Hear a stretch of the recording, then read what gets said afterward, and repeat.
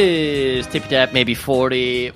We are copping a feel. It's going to be real good. We're going to get right up in there into this detective's under things. Yeah, because, I mean, how many more accolades do we have to add to our list, Griff? We're entrepreneurs, we're award-winning podcasters, we're sex gods.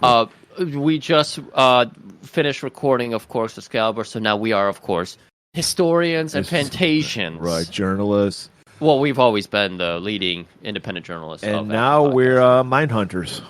Mind hunters. Actually, yes, this is our award-winning series, Coppin' a Feel. Oh, right. Where we delve into the mind of our sick, tortured, regular guests. That's right. This is it was a huge success, part one. Who knew so many people love Murder, She Wrote? Yeah, it's incredible. Who knew how troubled Abra is? I feel bad for her. I do really feel bad for her. Because when we watched it, we thought it was a sweet, innocent show. And then next thing you know, Abra's talking to us pre-show. And we're learning how she's seeing the show. And it's like, oh my God, this is more than meets the eye. So, since we love Abra so much, we got to get a sicker guest to kind of balance it out. Yeah. So I got on the horn, the internet horn. And I called up our old buddy and the reigning Rutger Hauer Month champion, Mr. Joe Corey. Why, thank you. I'm here. It was an impressive. You had tough competition in the Rutger Month, and you knocked it out. It's always neck and neck. I love it. Yeah, when we have it. It's great. I get. You can't beat the Hitcher. I mean, the Hitcher is, let's just say, one of the most twisted, messed up Rutger Hauer movies. Yeah, where he's just brilliant in every moment that he appears. Think of how, I'm sorry, I'm already derailing us. Think of how simple that movie was. Yeah. It's one road. It's like 3 pit stops. And it's just Rutger Hauer being a weird dude. Hollywood can't even think of an idea like that right now. Well, it doesn't have legs. We need franchises. We talked about that in the episode you're going to hear on Wednesday that we recorded earlier. Yeah. Franchises. Can't stop complaining about this. Yeah, it's bullshit. It's bullshit. Isn't it bullshit, Joe? Well, I mean, it's good to have a film that just burns so bright and doesn't have to worry about, and how are we going to make a sequel and make a theme park ride about it? Mm-hmm. Yeah. I'm sick of that shit. And I'm glad, as far as I know, Canon does not have any themed rides based on it. Not yet. Not yet. I think they have a couple buffets based on it. They should have. There should have been Frank Cannon's deluxe buffet, spread. Maybe it'll be coming someday soon. Maybe. Well, Griff, I've always said that you can tell a lot about a man or a woman, I'm not being sexist, about what TV crime solver will say. Because it doesn't have to be a cop. It just has to be a mystery solver, crime solver, who they most relate to. Right, because, of course, Murder, She Wrote. She was a author and apparently Q-level alien. Right. So the private eye, he's not a cop. I learned that. The private eye that Joe came up with was Frank Cannon, played by William Conrad. What is it about Cannon that moves you so much, Joe? I like that. Well, he is a cop. He's a former cop. Yes, he is. He's ex-LAPD, so he's kind of like the new Bosch series. If you're watching Bosch out there, but and he's a loner. Of course, I mean, naturally. He exists completely off the grid. He doesn't have a handler. He doesn't have a secretary. It's him. And what type of car does he drive again? Let me double check this again, because I think it is a Lincoln Continental Mark IV in this season. 2 doors, because you know what? No kids in the back. He's a single man cruising around looking for his clients. Yeah. I think insurance goes up when you get the 2 extra doors too. So you got to keep that insurance low. Especially if you're 1099 guy like Cannon. Think about it. This is a very smart show. Do you ever get any personal shit with Cannon? Do we ever go to his house ever, or is it just the kid? Oh yeah. Okay. Oh yeah, he's got an apartment. He's got an apartment with I know you're. Wait. A large he's charging kitchen. guys $2,000 a week on a case, which would be like $10,000 in today's money, and he's living in a fucking apartment. Well, it could be a condo. They don't get in the ins and outs of it, but I mean, one time the place blew up. I believe there was an episode where somebody took it out on his apartment, which, I'm guessing the tenant association might not have been happy. Right. I wonder if that was an insurance scam and he was in on it to get a bigger place. Cannon would never do that. He fights crime. He's a straight shooter. He is. Although I wonder, he charges $2,000 or whatever. And on the other hand, you look at Rockford, and he's always getting screw jobbed, but yet Rockford's got the place by the beach. I don't get it. I think Cannon needs a better accountant. Did Rockford live in a house on the beach, or was it like a trailer like Martin Riggs? He actually has a trailer. Okay. And it's like right in front of this, and it's an actual place out in I think out Malibu or wherever, near a restaurant. And the claim to fame is that behind the restaurant, up a hill, is an actual trailer park where supposedly Pam Anderson once lived with Kid Rock when they were trying to look authentic. Oh, Jesus. Bringing out Michigan's most famous resident of the suburbs, Kid Rock. Now, Murray's cop, Kojak, he found at the ripe age of... Like 18, 19. 18, 19. Columbo. I wish he was there earlier. But, me too. My life would be so much better. I found my Columbo at the ripe age of like 26 or something. Right when I needed that father figure in my life. Right. So, Joe, when did Frank Cannon come into your life and teach you the ways of, a cop who does it his own way, or a detective, private eye? Private eye. Yeah, I think I was in 4th grade when this episode aired. And I already knew the show because it give more backstory here.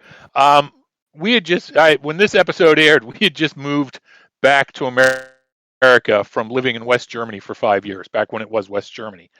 Dad was in the Corps of Engineers, so we were bouncing around West Germany for a while. And I think Cannon aired on Armed Forces TV towards the end of our stay there, because it wasn't like a new character to me, like the $6 Million Man. And that was kind of the weird part. When we left Germany in the spring of 1975, they aired the first $6 Million Man movie. And so we show up in America, and the next thing I find out, wait, what do you mean he's been on TV for like 2 years already? What the hell? We were cheated. Right. Was it kind of cool? Was it just like a overwhelming sensation of coming back and there's all your peers are talking about these things that you needed to go watch, or was it just overwhelming? It was weird because you got to remember, it was back before VCRs. Right. This would be 1975. No VCRs, no DVRs. Pretty much your two things that you found out about a show was either a lunchbox or a novelization at the Scholastic book sale. Yeah. And they did, the book sale at the library. But, everything came out when we showed up. It was like there was SWAT, there was Starsky and Hutch, Beretta, and it was like so much, because the Armed Forces TV only had one channel at that time.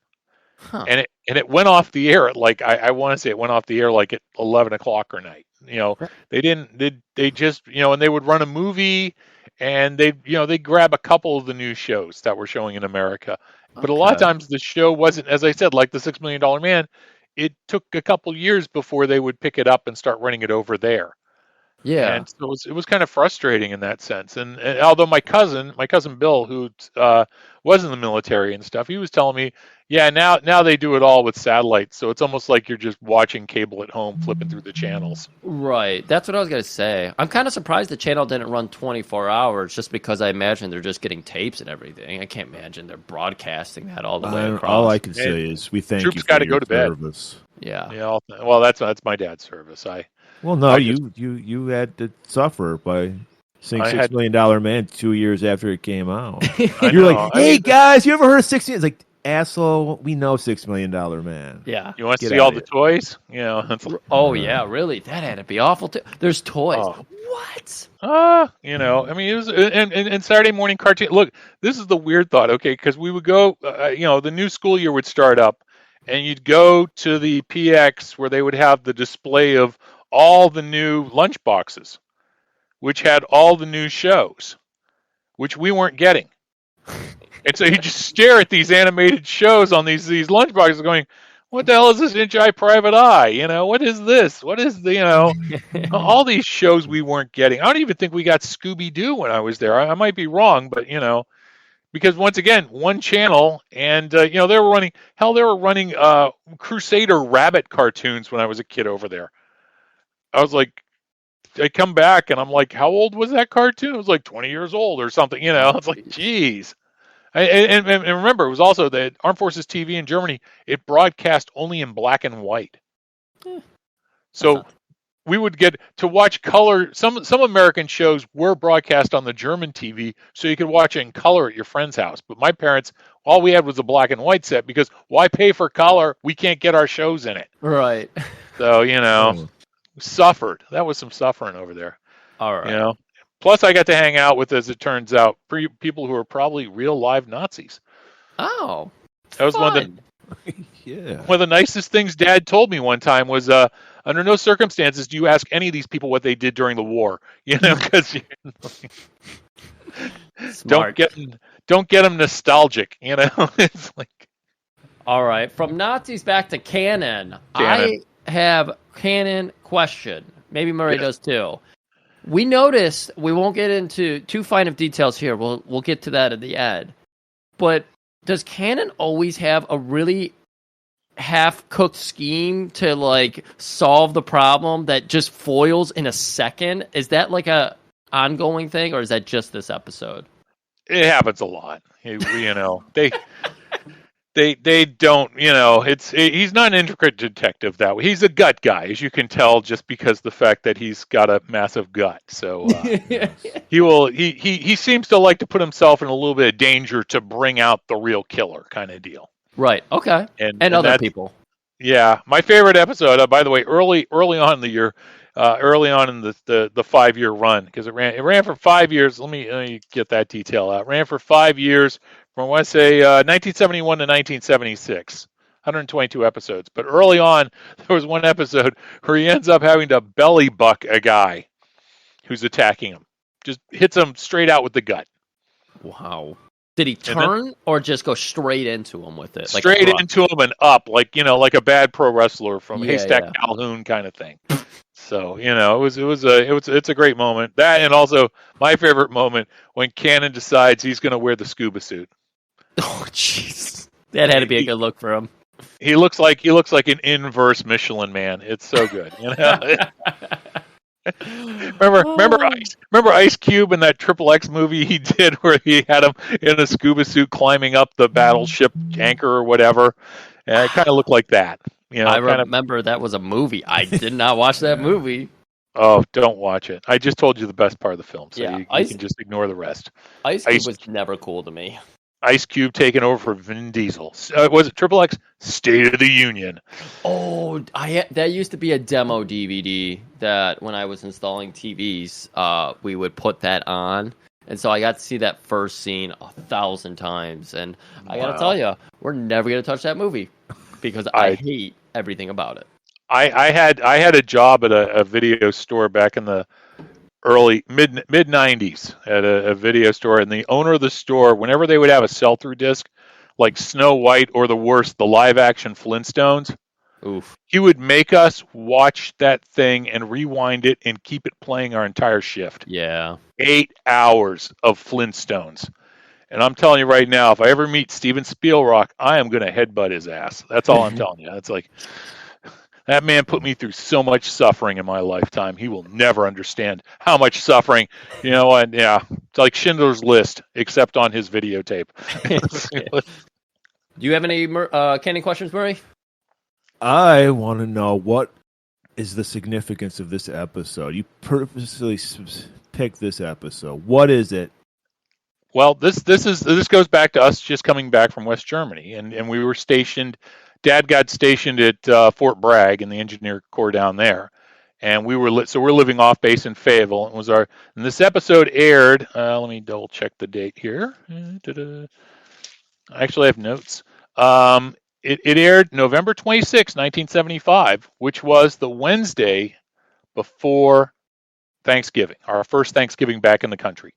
Mm-hmm. I remember, and and it airs. It aired at that time at 9 o'clock on Wednesdays.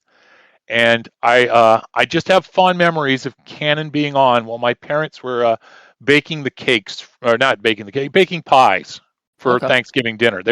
They did do apple mincemeat. I'm not sure what the deal with mincemeat is, and sweet potato and pumpkin. Hmm. And that and I remember hearing the Cannon theme and smelling the pies. And oddly enough, years ago, CBS put the DVDs out, started putting the DVDs out, and all I remember was, and I've made it a tradition since then, that on the Wednesday before Thanksgiving, even if I'm not making pies at the house, that evening when everyone's gone to bed, I'll put on a Cannon episode and sit back and enjoy William Conrad, my Thanksgiving buddy. That is beautiful. Yeah, I was hoping for something traumatic, like, Well, you did have to eat a mincemeat pie. that the was next day. Thanksgiving. Mom killed herself, something like No. that. But it's just like That pies. Thanksgiving, mom joined a sex cult. A bizarre, No. sex A bizarre cult. sex cult is car. Well, others will tell us later. I joined a bizarre sex cult, but that's different.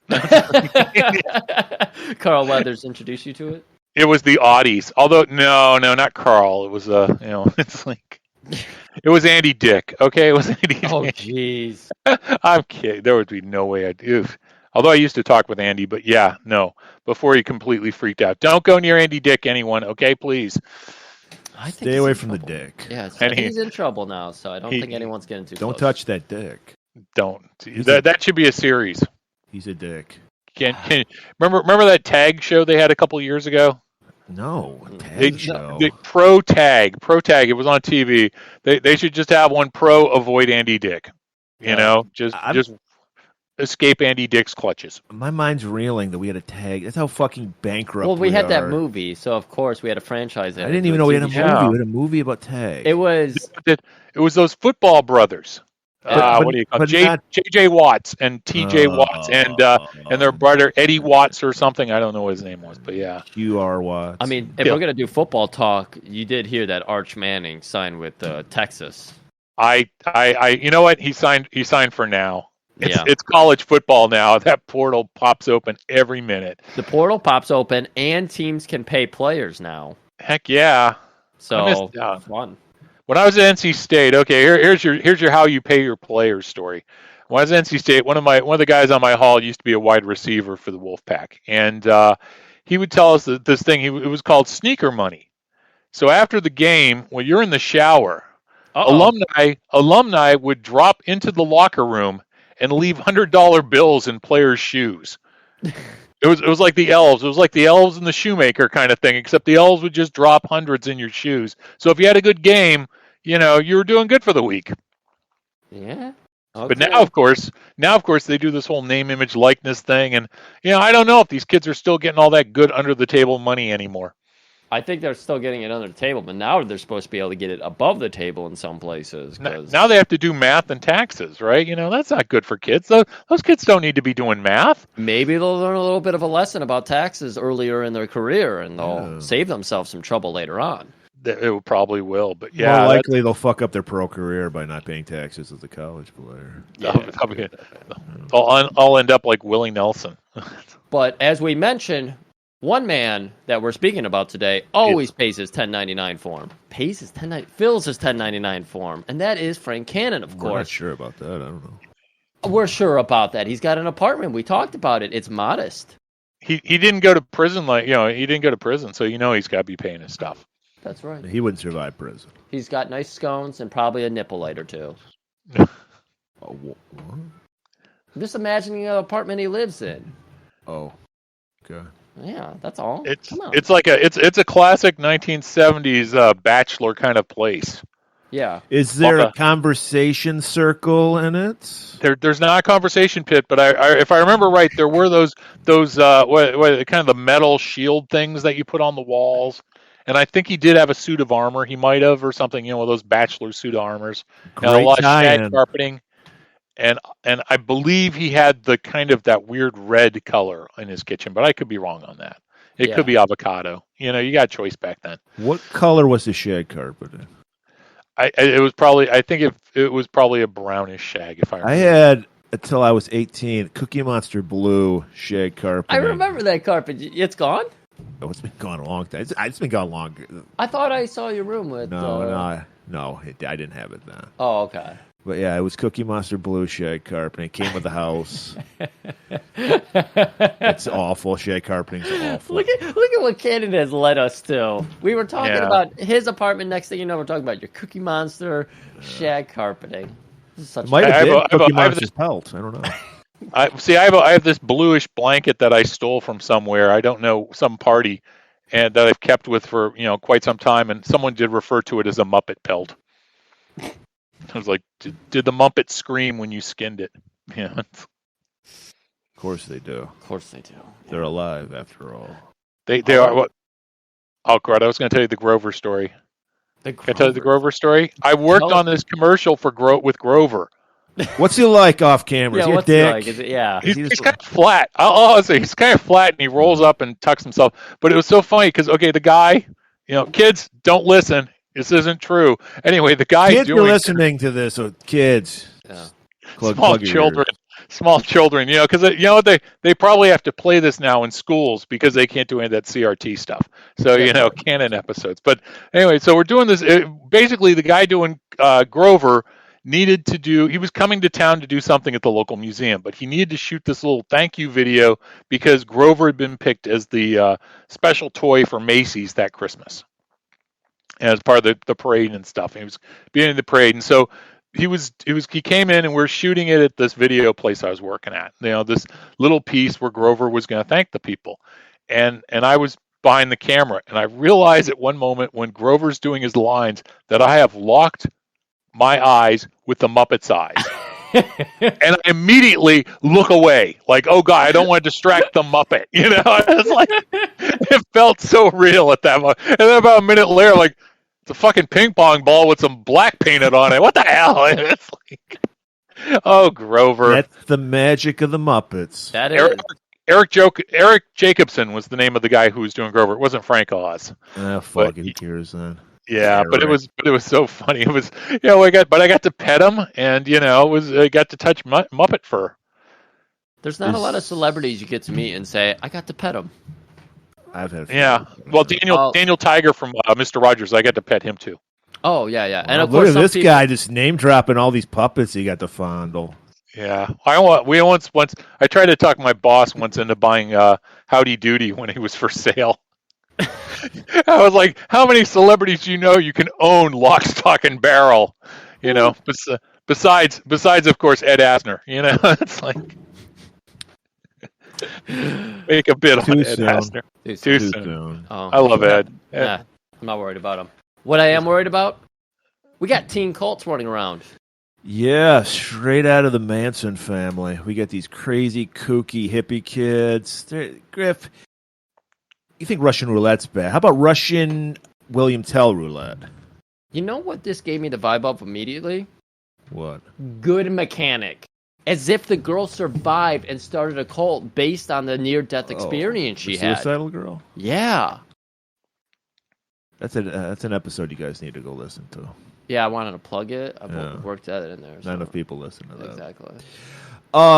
Yeah, we get these crazy kids. Hey, Joe, do you know the guy with the beard? 'Cause I recognize him from something too. I don't know what he was on. No, I can figure that out. The beard guy. But we do get a daughter from Age is Enough. Yes. Yeah, he was Lee Purcell. She was a Bradford kid. Oh, okay. She was the woman. 8 is enough to fill our lives with love. Oh, that was the song. And then so she went from one cult to another cult. Wasn't there 8 people? Cult? What is it about you and Van Patten's? It all comes back to Van Patten's in that town. They control the place. All right, they're playing. They're kooky, crazy hippie kids. So as they do, they're high on the goofballs. Jazz cigarettes. Yeah. They're playing. I think that was full of nitrous. Nitrous, okay. They were doing whippets. It was crazy. These kids are nuts because they're rich kids. They can do whatever they want. They're above the law. Yeah. They had a conversation pit. They did. Yeah, rich kids have conversation. So they pull out the gun, they spin it, it lands on whatever. Billy. Yeah. And I'm thinking, oh, they're just going to play good old-fashioned Russian. No, like all good Americans, we put a new spin, no pun intended, new spin on Russian roulette. It's called Freedom Roulette now. It's called Freedom Roulette, yeah. The person who gets picked, they don't get to shoot the gun. They get to blindfold. They get to do a William Tell. They blindfold themselves, and they put an apple on their head. Yep. And then one of the other goofballs gets to shoot at them. They pull the trigger, say, I'm standing my ground, right. and pull the trigger, because then it doesn't matter if they kill their friend. They're absolved of all sins because they said, I'm standing my ground. Right. And then, so a couple of guys shoot off, and they don't hit the bullet. But good old Ladies Enough daughter, she's got the magic bullet, but she's a woman, so she can't shoot straight. So he just shoots like above his head. It's a heavy gun. Yeah, it's heavy. She's got really weak wrists. Yeah. And you saw this as a kid, and you were just like, hey, this is pretty cool. Yeah, it's what all the kids were doing too right then, Yeah. Shooting guns, and and the thing is, they she takes a chunk out of the little post there, so that's got to get replaced before they sell that house. Well, they're rich people. They do whatever the fuck Mattingly they will want. fix that. We don't even know if it's their house. They could have just busted into a house. Yeah, maybe they did. Maybe there's fucking highfalutin squatters. Yeah, well, yeah, these are highfalutin Manson kids because maybe one of them could be a realtor, and using the lockbox trick. That is a good point. I actually thought for a minute they actually were a family, but it turns out they're not. They just hang out with this rich guy named Paul. Okay. Who's like 40, and he's hanging out with like teenagers. He looks pretty cool to me. What, his toupee? Hawk from Buck Rogers? It was Christopher. What's his name? I can't remember. Christopher Leonard or something. But yeah, he was Hawk on Buck Rogers, and I mean, I loved his coat, man. He had a great and did you see the oil painting of him in that room? Oh, beautiful. I wonder if he took that home. I would have. I would have been like, I'll just work for that painting. That's fucking beautiful. And so we get illusions of sacrificing and ceremonies. Like, these are some sick fucking kids, man. They're all about Satanism and Charles Manson and right. And they're, of course, they have no patience because they're talking about. I'm going into my Tucker Carlson voice here. Kids these days, they have no patience, and they're talking about how they need Paul to come back so they can sacrifice somebody. Yeah. Well, Paul's busy getting his balls tanned, so. He doesn't have time for these kids. Murray, we understand that that's where men get testosterone from. The sun. That's where I get all mine. Why do you think Joe Coleman's got the greatest tan of all? Exactly. He sunbathes on his roof. So, yeah, these kids are crazy. They're kooky, and they are wanting to kill. So they all jump on their little choppers, and they take off. Gotta go find some fun. Now we cut to a bar. We see our hero of this episode, Dean Stockwell. This episode is called The Hero? The Hero. The Hero. Not my hero, The Hero. Yeah. A Quinn Martin production. And Dean Stockwell, he's sloshed. He's got a drinking problem because he's not a man. He's not a real man. He's never killed a man in his life. Wait, what has this guy been in? He looked familiar. He's been in a ton of shit. He's in Blue Velvet. He was in Blue Velvet. Quantum Leap. He's this guy who sings the fucking Roy Orbison song. He is. Oh my God. Yeah. He's got a very familiar face. Okay. He's been on. I think we've done movies with him. Yeah. And he's slosh, but he's okay. He's keeping it together. He is one of the few rich kids who feels guilt about his rich. He recognizes that he's privileged, and he's suddenly feeling guilt about it. We use kid loosely because he's probably 35 right in this scene. But he's up there. Yeah. He's married. Go ahead. He didn't need to get carded in that dark, musty little bar. No, well, it was the Regal Beagle. Come on. It was the 70s anyway. Did you guys even card in the 70s? You could be 18 and drink back then. I remember somebody telling me at Texas A&M back in the 70s, they had beer machines in the dorms, like Coke machines. Yeah, that sounds right. Well, you could drink at 18, so why not? Yeah. Nobody cared. I thought the rule is as soon as you can place your butt cheeks on the bar counter, you could drink. And that was the bartender's way of seeing lots of butts. It was close back in those glory days. So Tom's cool, but Paul's a dick. And why is he a dick? Because he's slapping the shit out of a woman right out front of everybody. You could do that. It was the 70s. You could hit a woman. Right. But Tom doesn't like that. Because he feels, he's like, I wish I had the balls to slap a woman in public. Right. I'm a weaselly little scrawny Back in nerd. those days when they believed in individual rights, if that woman wanted to get away, she would. She wants it. That's what everybody was murmuring under their breath. If she wanted to get away, she would. Right. That's all it is. Back when they had individual rights like Roe versus Wade. Get a little topical on This is right around the time that it went into effect. It was, yeah. Very Yeah. topical. I listened to way too much information about that, and I was surprised to learn that Nixon appointed 3 judges, and his judges went against them to put Roe v. Wade in. People were normal back then. Yeah, that was the only kind of time that bipartisan actually existed. So he goes, hey, he's like, look, man, I think you should leave this young lady alone. She clearly does not want to have rough sex with you. And he's like, I'll decide who has rough sex with me or not. And he pulls out a fucking dagger. I thought this is why you have this, why you have this relation to this episode and Thanksgiving, because I thought maybe this is the knife he would use to cut the turkey with. This knife is ridiculous. Oh, yeah. No, it's a good, and you know what? The knife is in the portrait. I didn't notice that. He's very proud of his knife. Is he So holding it? Is he he's holding it. He's brandishing, he's holding his knife while wearing that kind of leisure suit jacket in the portrait. Oh, that's so good. Wow. That is such a good portrait. And he's like, come on, you think you're a hero? And fucking Tom bitches out, right? Pretty much. He's like, I don't want any trouble, mister. I didn't know you carried a dagger. So he hops in his car and leaves. But Paul's not done with this guy. He hops in his car, runs him off the road. Yeah. He totally emasculated Tom in the bar. That wasn't enough. He's got I'm going to murder you now. Right. So he saw, we're building up this whole case. And so we saw Tom confront Paul. There was a quote-unquote heated situation there that everybody, everybody else saw it in the bar. So there's going to be a report on that. And now he's getting run off the road, and Paul's confronting him again. You want to be a hero? They're in a rail yard for some reason. Oh no! This is here. I did the background on this. It's Travel Town Station, which is now known as the Travel Town Museum in the L.A. area, and it's been open since 1952 near Burbank, and it's been featured in hundreds of movies and TV shows, including Columbo, The Monkees, and for Dean Stockwell, Quantum Leap. Was that where the last train to Clarksville was at?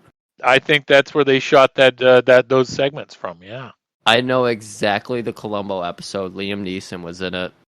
Liam Neeson was in it. Yeah, he's the detective guy, right? The funny guy. What? Wait, Liam Neeson? No, Leslie Nielsen. Yeah, that's what I meant to say. We just talked about Liam Neeson a few hours ago. And I confused Liam Neeson for Leslie Nielsen. Totally the same. Yeah, you're right. Yeah. God damn it. I just mean their names are never mind. Anyway, they're in a rail yard. Tom's hiding in like a caboose. And then he just starts I don't know, I guess the roofie somebody put in his drink kick in. He just passes out. He's just, I mean, you know what? I noticed at the bar, happy hour drinks were 75 cents a pop. Whew. Whoa, and man, those were good days. Yeah. Tom was pounding them. And I love how it's nobody's worried that he's driving home. The bartender's like, you need to go home. Not like, let's get you a cab. You're totally fucked up, drunk. He's just like, yeah, you need to go home. I believe what I have heard is that in the 70s, you guys had the toss the keys test. And so you would hand the bartender your keys, and you would go out for a pass, and he would throw them to you. And if you could catch them, clearly you have all your motor skills. Well, when I did that episode of Danger Health Films about drunk driving, we discovered that at least during the early 60s, you weren't legally drunk till you went over 2.0. For reference, what is it now? 0.7? It's 0.08. 0.8. Yeah, 0.08. So I mean, it was like these people were so I mean, it was like you think you can have 3 or 4 beers before hitting the road. It's like, whoa! It's like, how did anyone live through that period of time? That's Happy hour. Beautiful. Oh, didn't even have seatbelts. Yeah. no seatbelts, all that metal that was going to wrap around you, and 75-cent happy hour drinks that you can pound down for an hour and then hit the road and get home to, play catch with the kids or join your sex cult in progress. Bizarre Sex cult in progress. So. That is my progressive metal band. So Tom passes out. We cut to these security guards on their shift or whatever, and they're bitching about, I didn't get overtime. I got to work the night shift. And they walk out, and they see that Paul is laying there dead, and Tom has the fucking, it's like a cake carving knife in his hand. Yeah, it doesn't appear to have like a really sharp blade on it. It may have been off it may be the bayonet on a rifle or something, because it's so long. It's got such a weird handle. Everything about it is weird. It should be a Forged in Fire episode, though. Yeah. I think Paul make Paul's knife should be an episode. Oh, is that like a weapon making show? Oh, you've never seen Forged in Fire? Yes, Forged in Fire is on the History Channel. The idea is they get these 4 people who are like, backyard blacksmiths who make weapons at their house, and they compete. First, they compete to see who can instantly make a knife at the studio space, and then they go and each person has to build a knife. Normally, it's like some sort of dagger thing or something. Yeah. And then the 2 best people from that get to go home, and they get 5 days to build a special knife or sword or halberd or throwing stars, any good stuff like that. I would love to see them have to build Paul's knife. Okay. Well, I've seen Highlander 3, so I know how to make a katana. It's true. Right? Yeah. You should go on the show. I don't know. Well, if they got an old Scottish forge that I can work on, that's the only way I can do it. And find the woman that Murray has been matched with for 500 years. Oh, just think of the sexual movements of that episode. That'd be so fuckable. Let me ask you: is the theme song fuckable? Is the music fuckable? Because I'm on Forged in Fire. Yes. Not really. Well, then I'm not going. Okay, I can understand that. So right, Forged in Fire After Dark. Maybe they're waiting on. There we go. Yeah. We've set up our murder mystery now.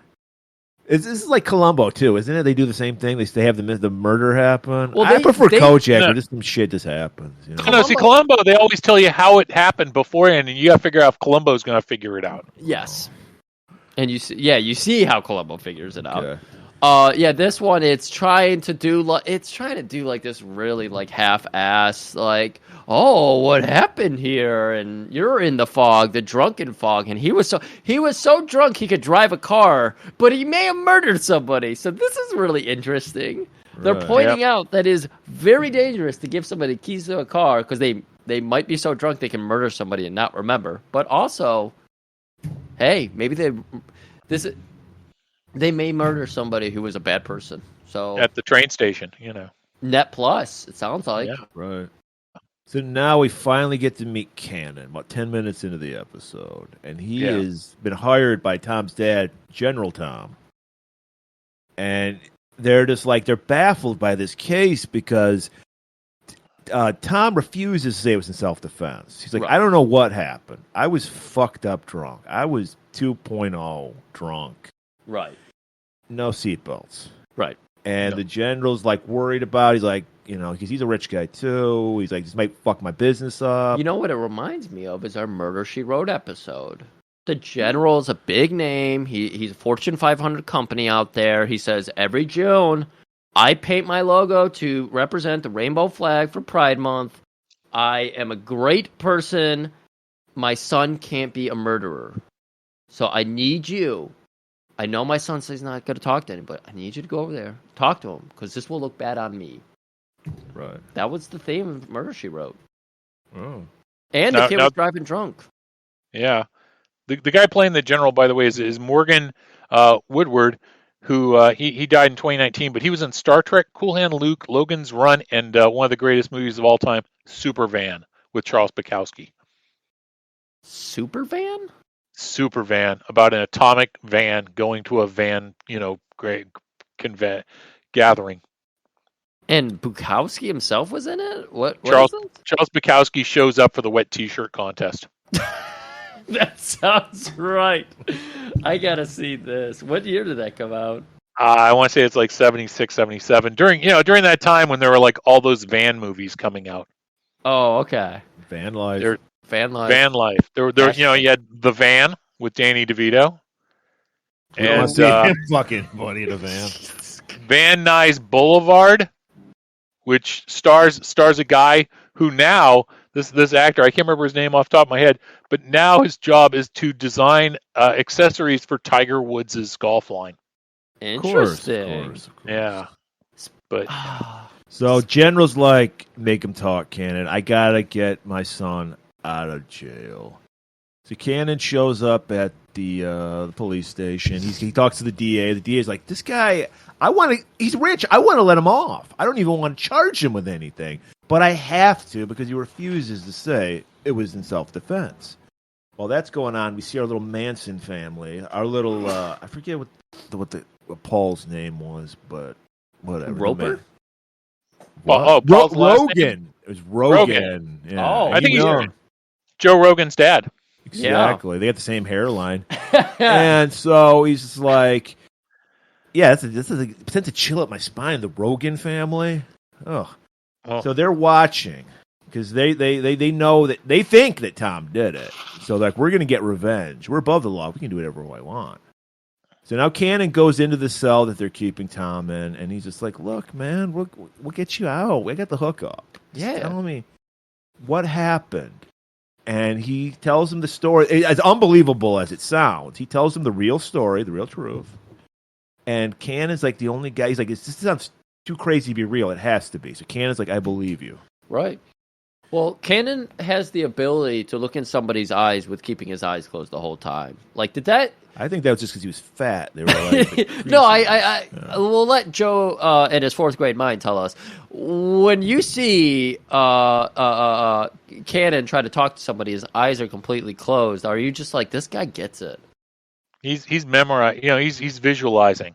He's visual because remember, then Cannon goes through the math thing, where he tries to figure out how long he was passed out. Well, it took you this long to get to the train station, and then they found your body this, and it's it turns into an SAT level math question of figuring out. Well, you had 8 minutes. Thank God it was in a train yard because we all know every story problem involves trains going. You're on a train and you stumble off because you're drunk, and you wake up and Paul's dead body, and his portrait isn't there. You put 5 inches of the blade into his gut. Yep. Yeah. And by the way, I wanted to mention the DA and that mustache.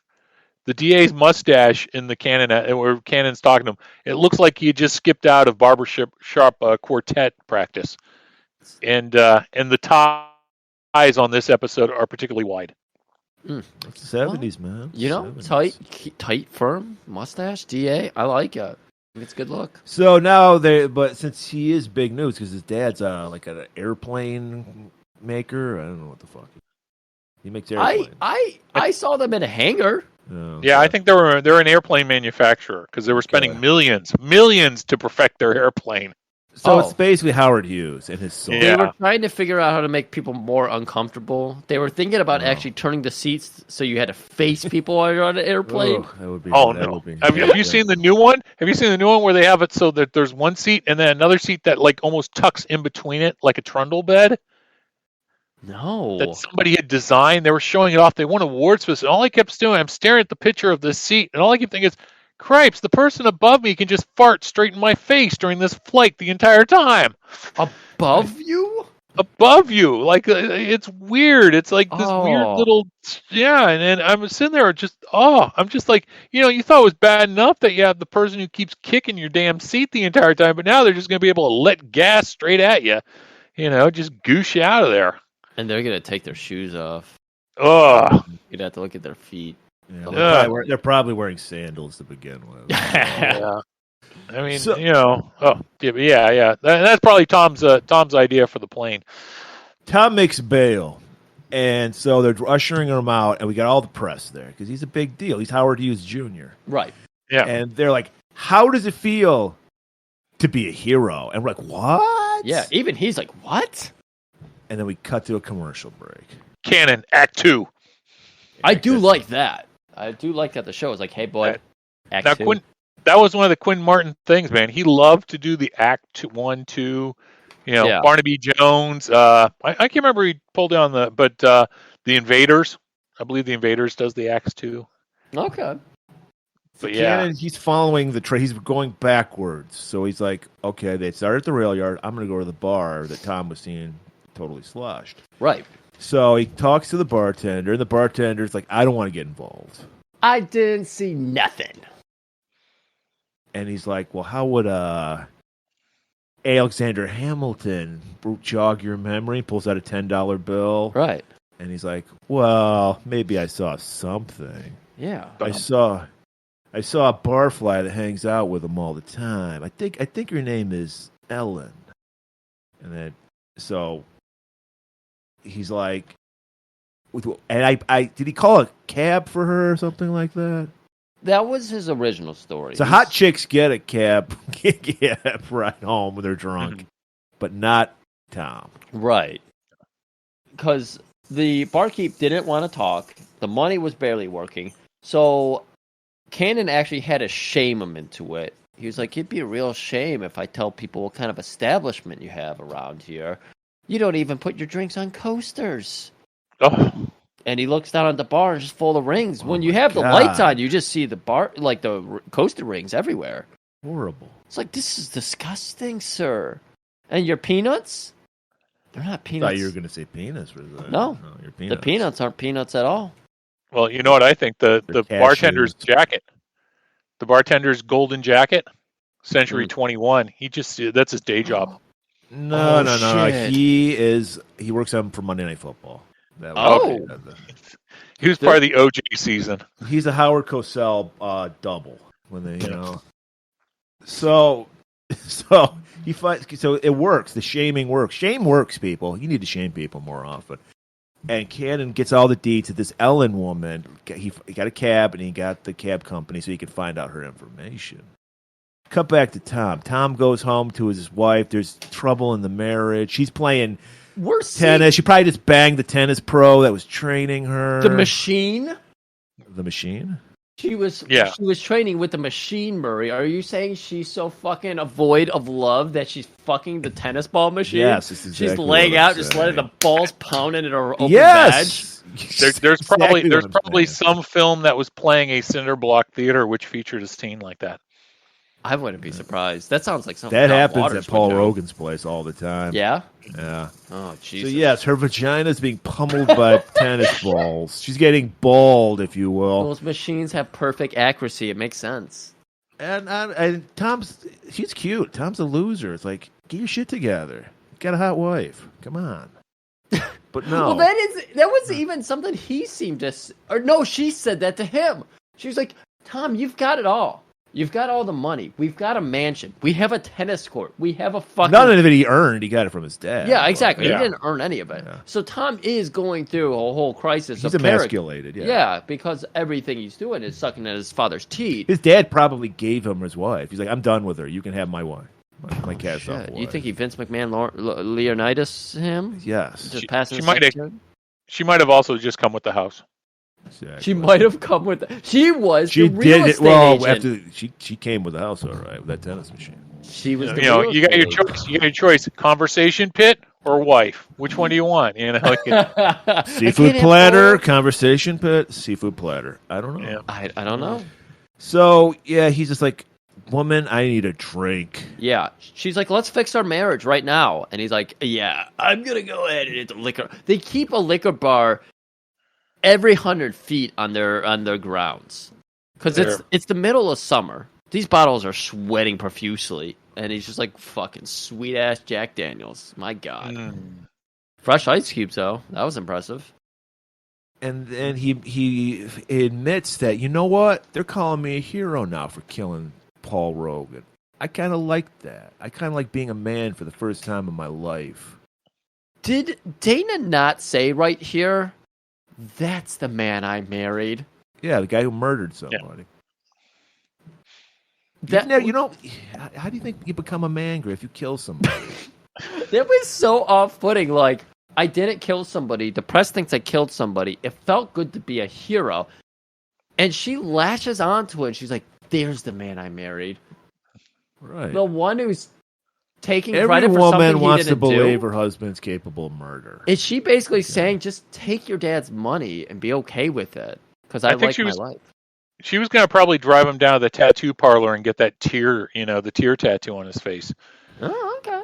I thought you had to let earn that everybody in know. prison. She better not come with him because we learned in Hawaiian Heat, if you come into a tattoo parlor, you have to get a tattoo. And Murray has confirmed Yeah. that. Yes, exactly. I Got a lot of hair with it. I haven't been to a tattoo parlor where I didn't get a tattoo. They're not good to hang out with otherwise. True. Murray talked up a lot about tattoos. Do you remember the first time you ran into somebody with a tattoo? And was it like, what the fuck? Probably. You were on a military base. You probably saw a lot of like soldiers with tattoos, right? Nah, Little Tasmanian devils. Back then they had big time rules against it. Oh, that's true. That was in the 70s. Now they don't care. Now you can just you can look like you can be 100 pounds overweight and be in the fucking military. Look like Axl Rose and you can be covered in tattoos. They don't care. You know what I remember most tattoo wise though. The band. Well, at the time he was in Corrosion of Conformity and the Ugly Americans. Simon Bob Sinister was the first guy I know who had lots of tattoos. I mean, he had everything from Donkey Kong to the Tab logo. Tab logo. And then he had around his neck, and actually, Simon Bob had these spider webs tattooed around his neck. Oh, neck. Okay. What was funny was he started dating this girl we knew, and he was going to go visit their parents, and I don't think her parents were into the tattoo thing. And it was around like July. And we see him, and he is wearing a thick white shirt, and it is buttoned up on the sleeves and the neck to try to cover as much as possible. And we're just like, yeah, that's not going to fool anybody because you're sweating. It's 110 degrees here in the wonderful Raleigh, North Carolina. No, you're not going to get away with that. So, but yeah, he was the first person I knew, and someone once told me that Fred Durst hung around here and was doing tattoos, but. I heard about that too. He was a tattoo artist. He gave Korn some tattoos, and he gave him a demo, and that's how it all started. I thought he got signed. No, it's the opposite. It's the opposite. Yeah, I think we've done this before. Yeah, I don't know. Luckily I didn't get tattoos from him, but I've got 3 tattoos, and one of them is the asshole that Kurt Vonnegut drew in my book that he signed for me. So. You mean puckering butthole? Yeah, puckering butthole. The asterisk. You tell the kids it's an asterisk. That's what they think. Kurt Vonnegut gave you an autograph with a butthole? Like, yeah, because it's from Breakfast of Champions. Assholes of the Breakfast of Champions.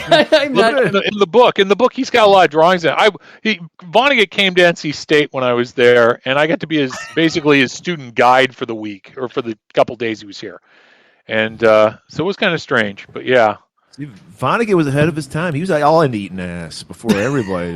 You thought it was your generation that came up with ass eating. Vonnegut. No. Yeah. You know who's really into it? You know who's really into butt stuff? James Joyce. Of course. Can't wait to get home to you and the butt stuff. I do hear that Slaughterhouse 5 was inspired by the 5 buttholes he ate in one night. Wow.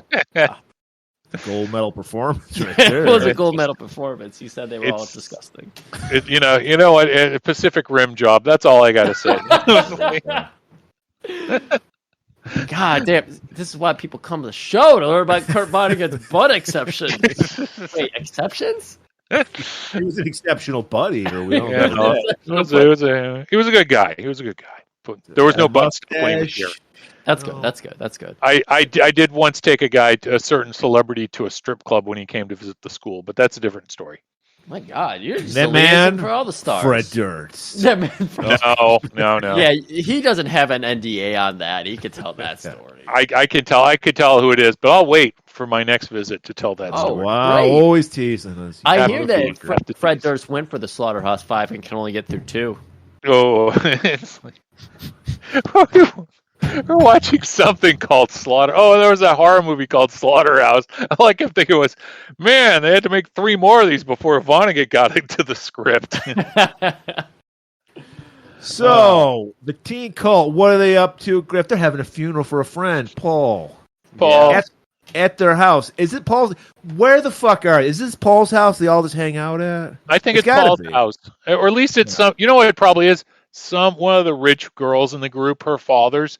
And, you know, Paul being he was a cult kind of guy, got her to give it to him.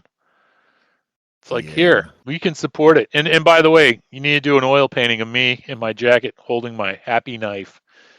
My happy knife. Which is really fucked up that the memorial service, there's a tribute to Paul and the knife that killed him at the same time. Yeah. So Now, the squeaky from of this gang is the owner of the house. I imagine, and I'm going to ask both of you this question. Yeah. I imagine he named this knife. What did he name it? Murray, you go first. Mac the knife. Okay, Joe, what did he name his knife? Excalibur. That's very topical. I like Which, that. by the way, tune in Wednesday for a scintillating take on Excalibur. You will believe a man isn't a rapist. Yes. Excalibur. Supposedly. He's Lewis. Yes. I'm going to go with Passion. I think he gave his knife a stripper name. Cricket. Because he likes to Cricket's a strip good her with name. it. Cricket. You know, cricket. Look, when I was about to have my kid, the wife told me that I could come up with any name as long as it didn't involve an ex-girlfriend, a Hooters waitress, or a stripper I liked. And Cricket was your stripper? Yeah, Cricket was a stripper I knew. That was the name of a stripper in Winston-Salem at Phillies. Huh. Because you always hear it. You'd always hear it. We got a sound check for Cricket, which meant the telephone. You need to go answer it. Oh, was it topless or bottomless? It was topless, no bottomless. And the thing in North Carolina is the fully nude places, the bottomless ones, can't serve booze. That's the same we have here. Okay. No. So we do, because Griff and I are planning on doing our bottomless tour of strip clubs. We're going to start in Portland, and then we're going to move east. Okay. Yeah. Cop It a Feel was totally just like a play on the whole thing that we're doing, like cop-based shows. And we're in the feelings of our guests, yeah. And now, 2 episodes in a row, we've talked about strip clubs on. Well, I lived above one. What's that? When I lived in Winston-Salem, I was going to School of the Arts with Dan McBride and those guys. My house was on the street that was basically a hill above Phillies, the strip club. Okay, so you just walked uphill to go to the strip club. No, walk downhill, yeah. But I couldn't because there was a car dealership between me and there, so you know. But I could tell when Phillies was letting out for the night. You know, if I'm sitting on my front porch, I could see it. Every night is just, this is how we do it. That's being played. You know what? Metallica. I'm telling you right now. Oh wow! Metallica. As soon as and there's a good little life hack for the kids, because I know the kids love life hacks, right? That's the point.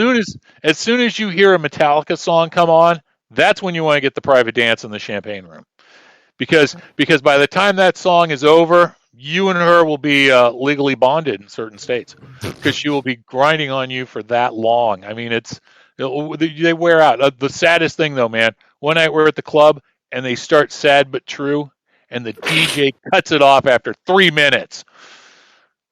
I was going to go and scream at him. I have never screamed at a strip club DJ before. Anybody can strip to the Black Album. Come on. Yeah. Ride the lightning. Come on. Ride the lightning.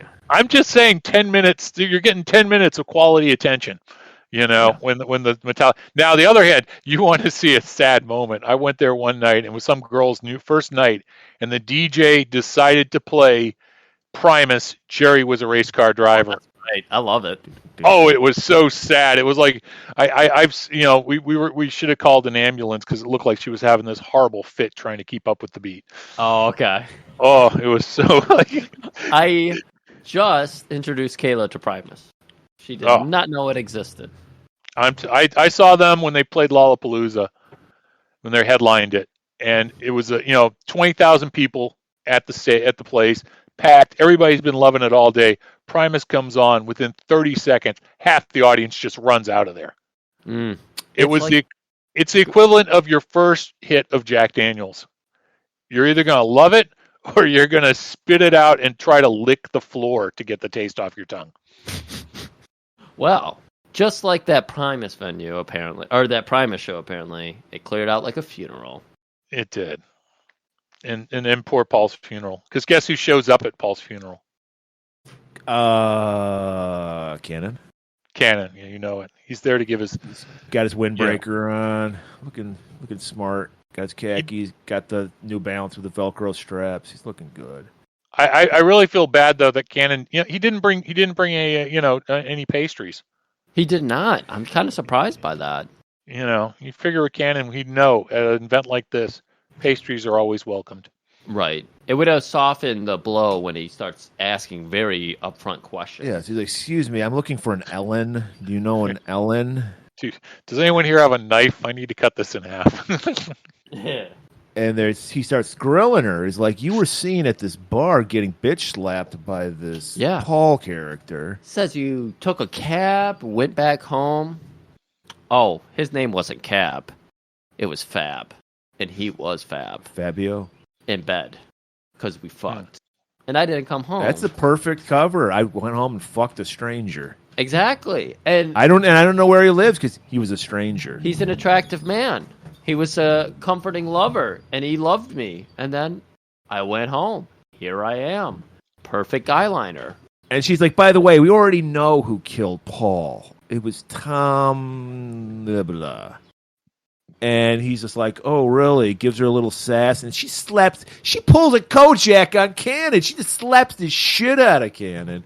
And Cannon just takes it. Kojak would strangle the bitch. Yeah. I think Cannon didn't feel it because of those jaws. It did like a cartoon. Yeah. That is true. They actually used Ginty for that stunt. It was.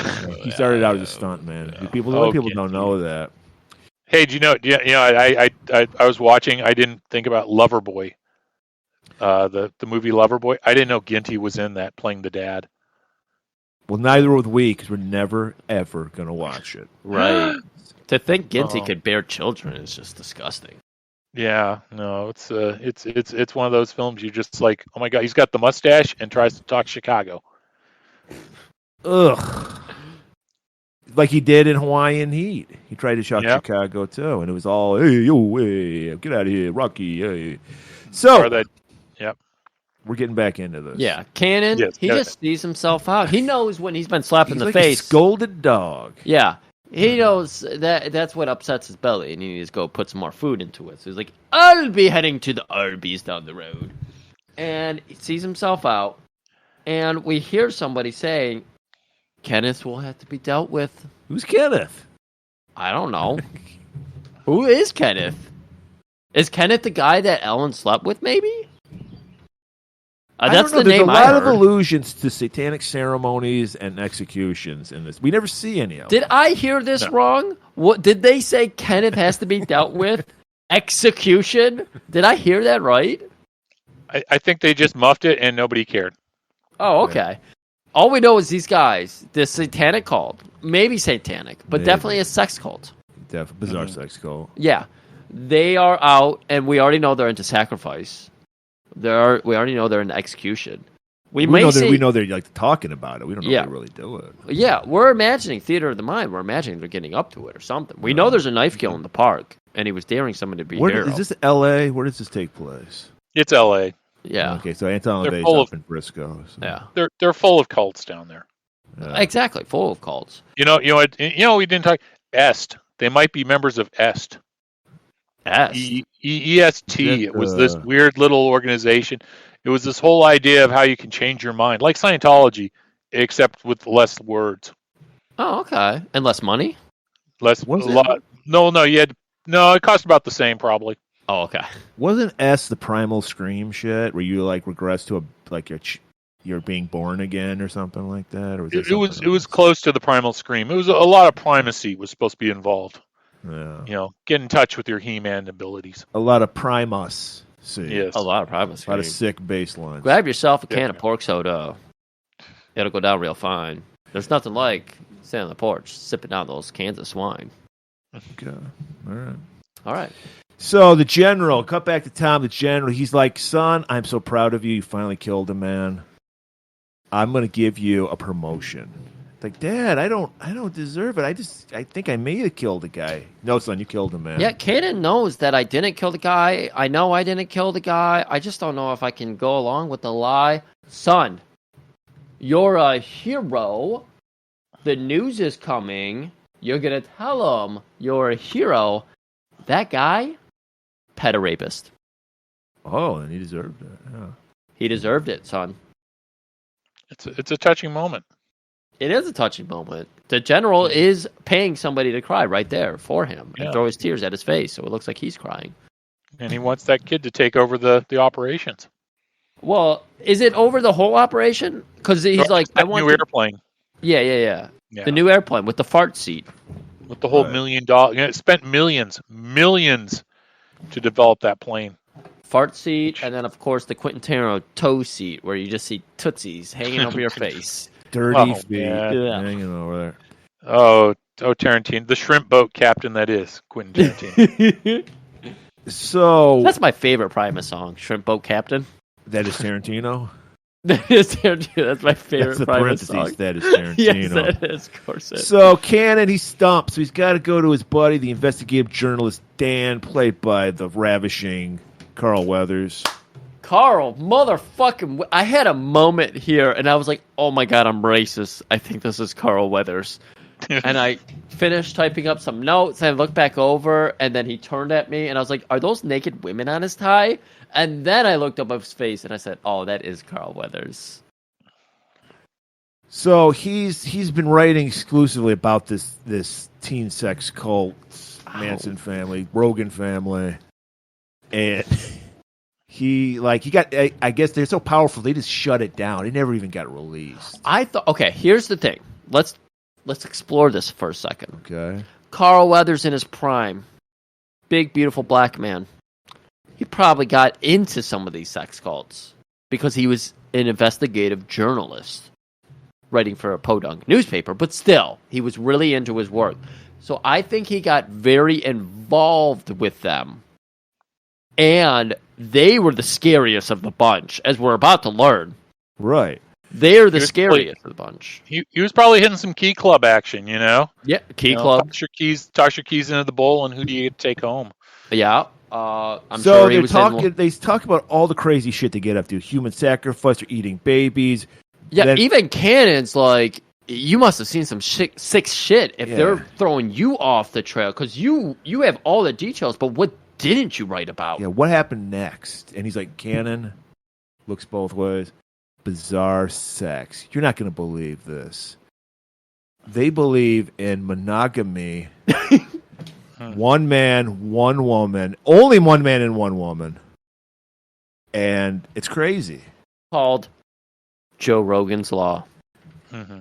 And again, like, you see, like, Cannon retch. It's like so repulsive to him. He's like, well, what's going on? Because there's 5 women and there's 4 men. Yeah, there's one missing.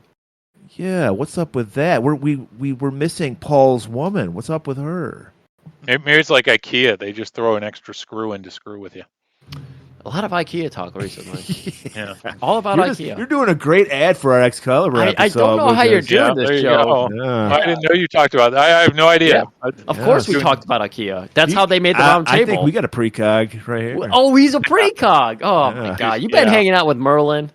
Well, that's the name of my company. Precog? Precog 360 is a virtual reality thing I invented a couple years ago. We're basically, I'll have to send it to you. It's a map. Basically, you have a map of like downtown Raleigh is the one we did for the thing, and you click on a block, and you go on a ride in the back of one of those little little rickshaw things, and the pedal cab guy tells you what's around you. You find the nearest strip club, and then you're we didn't get to unfortunately do that, but and it's called Precog 360, and the idea is you can visit downtown Raleigh before you come here, so you know what it's like there. I love it. And then you're like, I don't want to come to this place. And then, that's probably true. Then that's why we weren't able to sell it to the city of Raleigh, probably, because it was like, oh, you're going to show all our warts and ugliness. No! Well, you definitely need to do one after dark version of it, where you go into the strip club and you say, yeah, I'm going to need trapped under ice. Yeah. Wow. That's a Deep Ride the cut. Lightning. Yeah, that's a Ride the Lightning song. 7 minutes long, I think. And anyone out there wants, I can send you the link. How's that sound? If you go. want to see the future that I made like 6 years ago, so you can see the historical downtown Raleigh at this point. Well, make sure to send us that link, and we'll add it onto it's the all show notes. precogging. It's all precogging. That's precog. That's precog all day. So Canon. I'm sorry, Murray. 1 second. I need to ask Joe a very serious question because another person that I adore is often in the Raleigh area. Do you know of David Reese? It's Raleigh. I don't know David Reese. Okay, that would have been weird because he's got a show called Dicktown, and it's I all know based, Dicktown. It's all based in Raleigh. No. It's based in Chapel Hill. Oh, right, Chapel Hill. Yeah, that's the other place. But I listen to his podcast on a weekly basis, and they always talk about North Carolina stuff. So. Yeah, no. I watched Dicktown. I've never. I might have met David when I saw Hodgman. Okay, maybe I've met Hodgman a couple times when he's come to town. Because David has white hair he's Murray's age, but he has white hair and he grows it long like David Lynch style. I think I met him last time when Hodgman came to NC State, but that was like 4 years ago. You know who doesn't have hair? Cannon. I don't have hair either, so that's why I also associate with Cannon. And Sadly. he's waddling out to his car. What did we say it was, a Malark? No, it's a Lincoln Malark. Continental Mark IV 2-door. Okay. It's got the Rolls Royce grill like Superfly. Oh yeah. He's pimping. Underground parking lot. Mm-hmm. I mean, you're either gonna get shot at, or you're gonna fight Jean-Claude Van Damme. Fight Jean-Claude Van Damme, or The Highlander. Thank you, Joe. That was where I was going. Yeah. My mind always goes to Fight Clubs. It's my thing. I know that's you. That's you. It's okay. So there's a very non-suspicious person in a ski mask sitting in a car, and they fire a gun at Cannon. And Cannon falls down. I did like that Cannon really sold the elbow injury. He falls and lands on his elbow. It's like, cut to commercial. Well, imagine that much weight going down on your elbow. Yeah, shattered. I took the kid roller skating last weekend and accidentally decided to try it, and it hurt. So it'd been a while. It'd been a while since I went straight down on my elbows. So yeah, not good. The cops arrive. They survey the scene. Oh, Act 3. You gotta say Act 3. They find a bullet lodged in like a fucking pillar or something, and they're like, "Smell this, Cannon." Yeah, like you said, you're big. You like food. Smell this. Like you said, Cannon is really selling his elbow. Right. The cop next to him, whoever the leading officer on this case, he's like asking him, "Did you get shot?" I think I know if I got shot. All I did was fall on my elbow, but it did hurt real bad. Kiss it really my hurts. boo-boo. Yeah, please kiss my boobs. And then they're like, "Smell. You're a fat pig. You like food. What does this smell like?" And he does a Yukon Cornelius. He goes, like tastes it, and he's like, "Almonds. Yeah, that's cyanide, idiot. You're not supposed to eat it." It was a little pea shooter gun, but it penetrated. They are going nonstop. Like, the caliber was so small, it couldn't harm a fucking fly. It couldn't even get through your blubber, Cannon. You're disgusting. These guys, they work together on the force. I would like to believe that it would just be like a lava lamp situation of blubber, where the bullet would be floating around in there, not harming him. Good God. Do you ever see Gary Busey in Bulletproof? No. Oh my God, that one of the great opening movies. And basically, he keeps getting shot, and he keeps pulling them out and putting the bullets in this jar from all the times he gets shot. So the general calls up Tom. He's like, "Look, I need to see you. It's 10:00 at night, but he's got a promotion. If he wants to land this deal, he's got to be there whenever his dad says." He realizes he has no ability, no skills. Nothing to sell him on. Can't even write a resume. And he's an alcoholic. Is an alcoholic and has top shelf addiction too. He's not going for that bottom bullshit. He's a top shelf boy. Oh yeah, no aristocrat. That's what I do. There you go. Because see, if you enjoy drinking, it's best to have the plastic bottles, so nothing goes wrong. There you go. Yeah. And so, wife, house, all of these things. He's like, I've got nothing. I've got a lot, but I've got nothing. I'm flimsy. I got nothing on my I'm own. a paper tiger, if you will. Okay. It's called a metaphor, people. So Griff learned that in our Excalibur I just episode. learned about metaphors during Excalibur. Yeah. They're like Pussy similes, They are like similes. but You different. ever heard of this thing called pussy fog, Joe? Pussy fog. You know what? I'm just gonna Urban Dictionary. No, I've never heard. You won't find it in the dictionary because I coined that phrase, but you'll understand it when you listen to our Excalibur episode coming out on Wednesday. And of course, Golan-Globus Theater also coined the phrases cocksmog and cocksmog. Cocksmog is the homosexual version of pussy fog. Yes. It'll all Oh, become. no! It doesn't have to be homo. It can be hetero. It can be a woman. Well, and a yeah, dick but it's fog. rare. But Is it like a frenzy? Is it like a frenzy kind of thing, or is it more like the fog of war? You're onto it, but I don't want to give it away. Yeah, I want yeah. people to listen. I like to think of it as like dread vision when you have dick fog. There's no such thing as dick fog. What's that? It's called cocksmog, pussy fog. Oh yeah. Right. What cocksmog too? It's too close because we invented that. Yeah. Cocksmog. Arnold That did. sounds like a bad art. Sounds like a really pervy art class for the teacher there. Hey, it's not pervy. It's art. If Tune in Wednesday, you'll find out all about it. That's called a tease, Griff. That is a tease. All right, so Dana terrified. She's just like, "What the fuck? A meeting at 10 p.m. at night? This is not what executives do." And I would know. I fucked a few of them. I threw Murray out with that one. I'm in the fog right now. You're in the fog. So rolling in the deep. So he's like, honey, I have to go. It's my daddy. I have to go. Right. It's my daddy. And of course, we get a cut over to the teen cult, and they're just like, it's on. Right. They're like the cult from Cobra. They kind of are. Yeah. They are. Yeah. Except without as many axes. Exactly. Yeah, that's true. By the way, Cobra, greatest first reel of a film ever.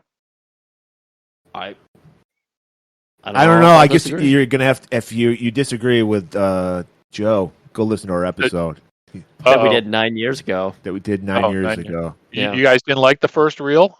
The rest of the film, I don't know. But the first 20 I don't minutes even of the grocery store. I was gonna say you're talking about the grocery store scene, right? The grocery store scene. That's it. Is so solid, so good. It's very good. Some of the product placement they did in there is so not subtle, Pepsi but everywhere, not annoying. Yeah.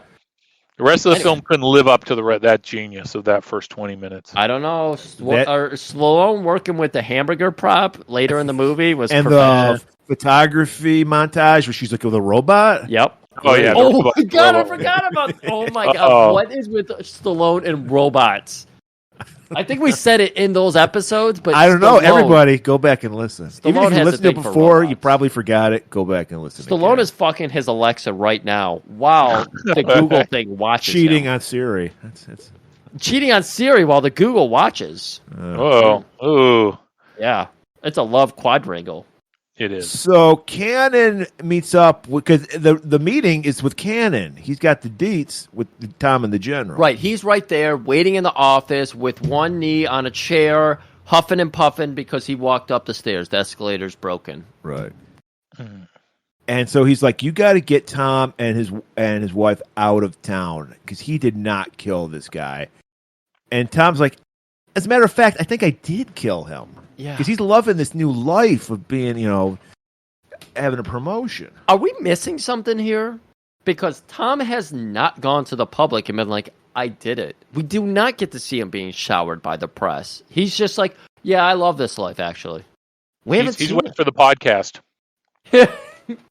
He's on the Serial podcast, the big one with Adnan and all that. That was Serial, right? Yeah, that was the podcast that invented podcasting. Right. We in fact, we should do the Tom podcast sometime. We should do the Tomcast. I mean, Tom podcast. Right after the potato. You guys are the potato podcast. Potato cast? What are you talking about? I don't know. You had some weird thing a couple weeks ago. You were talking about a podcast about potatoes.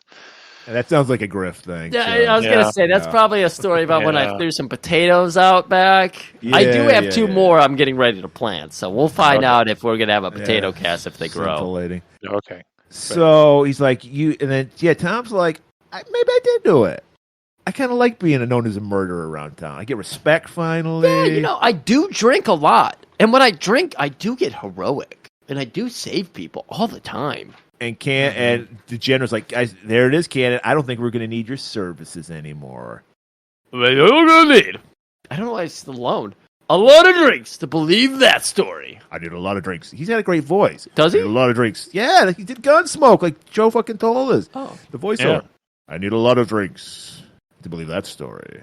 And he's like, as a matter of fact, you're still going to pay me my $2,000 a week because this is personal now. well, how is it personal? What are you talking about, Cannon? I got shot at. Cyanide. The bullet tasted great, but I could have died. See, hear this? He rubs his belly. You hear sloshing, and he's like, there's a bullet in there. Gotta go get some Mexican cuisine. So Tom's like, look, Cannon, can I talk to you for a minute? And he jumps in the car. He jumps in that Lincoln Continental. And he explains himself. And I don't remember what he explained. I think he said, yes, I don't believe I did it. But I want to keep this cushy job my daddy gave me. Yeah, Joe, does that sound right? Because that's how I remember it happening. Yeah, he felt for once his dad was proud of him. Right. Oh, that was it. Daddy's love. That's what it's always about. Yeah. Why'd you become a stripper? Dad never loved me. Why did you inherit billions of dollars and invent the Quentin Tarantino fart seat? Dad never loved me. Gave me $1 billion. Okay, so Dana's at their house. Yep. She's about to get killed. The gang breaks in. Yep. She's going through her nighttime routine. They go helter skelter on her ass. Oh, yeah. It's all mind games. They hang a noose. They write love in red, like Sharpie on the wall. Yeah. Yeah. It's enough to freak you out, man. And she goes down. She sees that love thing. She's like, oh, my God, killers on the loose. Sex cult. They Yep. chase her. Well, that's love, right. Bizarre sex cult. Bizarre. They chase her up to her bedroom. She hides in like the bathroom, and they can't. They got that. She puts the little chain, and like they can't get through that. No, you can't get through that chain. So they're like, "Fuck it, just let the motherfucker burn," and they start lighting all the curtains on fire. It's too bad they had flammable curtains. Well, I think it was just because Tom's drinks were poured all over the place. Oh, that would make sense. He is a raging He's alcoholic. a sloppy Yeah. drinker. God, I'm Sloppy getting shades of Murder, She Wrote. Because our killer in that one was a horrible drunk, too. Right? They're all drunks are horrible. Anyway. Horrible. So they, Cannon and Tom arrive just in time. They save her, Of course. and they're like, "We know exactly who did the murder." Tom goes, gets his gun. He's like, I'm going to stand my own ground. Right. I'm going to take it. The best defense is a good offense. Yeah. That's what he said. Act 4. This is Act 4. Oh, it's yeah, Act 4. Thank Like, you. I'm taking it to them. Yeah. He says, the best offense is good. The best defense is a good offense. Clicks the gun, does the Russian roulette thing, clicks the gun into place, and then Act 4. And then Cannon's like, no, you're not. You need to go to the law. I got some connections. I used to be a cop. Total buzzkill after the commercial break. They get you all built up. They think that has Cannon ever gone out and just started firing? Does he carry a gun? Yeah, he carries a gun. He shoots a gun in this episode. Yeah. He But did? he's Blows up 2 motorcycles. but he cares about being on the right side of the law because he was a cop. Right. Although in the pilot movie he confesses that when he was a cop, his wife and son were blown up by a bomber. A bomber. Yeah, although he doesn't carry it with him. He's not like Batman. It moves on. Come on. Get over it. He's got a life now. He's got food. Food has given him the comfort that He was that actually families love. He was skinny in the pilot. I imagine. He was Steven Seagal above the law skinny. Right. That explains why Cannon's always wearing leather fucking blazers. Yeah. I imagine there's love scenes where he's pulling blankets up to his chin. So they concoct this totally stupid plan and the general's not happy about it either. He's like, you're endangering my son's life. He's a hero. I mean, if we're assuming that the general got his name because he was actually a general, We don't know. Maybe He there is was, history because there. he talks about it later. Yeah, that's right. Korea. Yeah. So he's listening to Cannon explain his plan. I'm gonna put your son and your daughter-in-law in a nice safety home, but we're gonna give them evidence so they feel like they figured out where they're going. We're going to plant it in the paper. I got a guy named Dan. Who's Yeah. going to look it up. And we're gonna go ahead and get them, lure them out. out there. Yeah. We're gonna draw all these idiots out there because we're not going for one of them. We're going for all of them. Right. And I'm gonna be there. And I'm going to call you guys on a walkie-talkie because they're going to assume we're on the phones. Yeah, So they're it's going no to cut big the deal. phone lines. That's the first thing psycho cult, sex cults do is cut the phone lines. Yeah. So he's like, we're going to use a ham radio. All right. Because they got a big ham radio antenna on top of the safe house. Right. Okay. So they plant the story. Good old Dan puts it in there that he's going to be taking a sabbatical. Tom and Dan take a sabbatical up in the hills, That's the a wine good thing. country. This sex cult can read. Yeah, Right. and they put a map with all the ways to get to the house in the paper. Right. The quickest way, Yeah, come And- visit us. So the plan is set, a foolproof plan, if you ask me. And so they're at the location, and we see that the sex cult, they're like scouting the place out. They got the binoculars. And fucking Tom didn't even tell Dana this was the plan. She thought they really were going to go up for like just some wine and cheese tasting. She is all bait. She is all bait at that moment. And she's pissed off about that. She's like, fuck this. While that's going on, the teen cult, they notice that gigantic WKRP in Cincinnati radio tower on top of this house. And they're like, I think something's fishy about this. So they know that they have a radio. So it's like, we go in there. They need to like, well, how do they do? They were going to draw. They were going to like. They're going to jam the signal on the. Okay. They were going to get Cannon to use whatever thing to talk to the cops. Just spook them quickly, so they could figure out what channel he was going to be on, and then they were going to jam it when they meant it. When they were going to come back and do it for real. So there's a lot of planning. This isn't such a reckless sex cult as we thought. Right. Know? They got a lot of thought. Except they do decide just to skip that part of the planning, head straight on in on the house. Yeah. We do not get to see. I mean, it is only a 50-minute show, so they don't get the time to actually show us that. They don't. There's a lot of things they have to skip out. There's no Mission Impossible moment here. Yeah. So the next day they surround the house. I'm sorry, Murray. This is a state the mechanic type of plan. I didn't see any laptops with porn plan on it. It's true. That's the only thing that's missing. Because they set the news up. They were going to make Dana look like Dana died of autoerotic asphyxiation. Just like Kung Fu guy, David Carradine. Yeah. She wrote love on the wall, and that gets her off. Mm-hmm. So bizarre sex. Bizarre. So, yeah, they just say, fuck it. We're just going to rush the fucking house. Cannon jumps on the ham radio. Nothing's going through. He's like, I got an idea.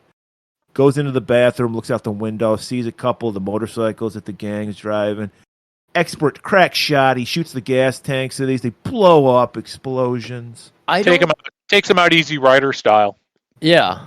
I don't think Cannon can really do his best thinking unless his life's in danger, because at this point, tear gas is in the house, spreading very fast. And we know Cannon has to huff up a lot of air because he's a large man. So he's like, fuck, I'm going to be dead soon. So he might have a heart attack. I might have a heart attack soon. So I got to think quick. And that quickness leads him to see those motorcycles and think the fucking maker they attach dynamite to these motorcycles and a few M80s and a couple bottle rockets and a couple Roman candles and just basically they went plastic C4, they went to Mexico on their way here and picked up a lot of illegal fireworks. Yeah. They went to a bottomless donkey show. Excuse me. Did you say bottomless donkey show? Yeah. You can't do that in America. You got to have the bottoms on the donkey. Oh, Gotta go to the Casa de Hee-Haw. There you go. There was a movie, there was a short film that was made back in the 80s called Animal Attraction. I think one of the guys at either Southern Cal or UCLA made it. And it was so disturbing that the school disowned it as the school project. Did they disown the people? It sounds like animal cruelty Did people happened have here? sex with animals? I don't think they actually showed the donkey doing. The donkey was not mistreated, I was told, but it was a documentary about the girl who did the stuff with the donkey. Quick question: Donkey show. Has anyone here ever seen a donkey show? I've never seen a donkey show. Neither have I. No. Griff? Nobody's been to Tijuana? No, I saw Emmanuel Around the World, but I think they edited that part, the version I saw. Okay. Yeah. So we got a lot more life to live, guys. It ain't over with yet. It's ahead.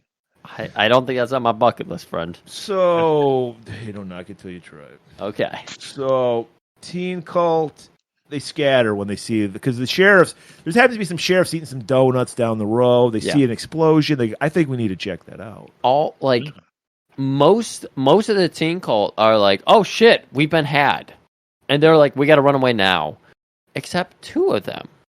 Mm-hmm. Because they were hanging out in like the barn, the stables, or whatever. No, but yeah, it's Ellen, who we saw Paul slapping around in the beginning, and Becky, who was slapping around Cannon earlier. Yeah. And we learned that all of this whole murder, this framing of Tom, was because she was jealous. Because remember, we learned their bizarre sex consists of monogamy. It's monogamy. And what is the point of joining a cult for monogamy, for crying out loud? But think about it. That's the sickest thing a cult could ever do. Because you're expecting when you join a cult, you're going to be fucking nonstop. Well, it's no. You ever see that show? The show, what is it? Seeking Sister Wives, about the guy who wants to have a large plural family with a whole bunch of extra wives, right? Except the wives don't get freaky with each other. I gamble on sports. Yeah. And I watch Tigers baseball, and I watch these movies. This is new to me. You're telling me there's a show where a guy couples up with a bunch of women? Well, guys, they cover a bunch of different little families where they try to recruit new women to join them.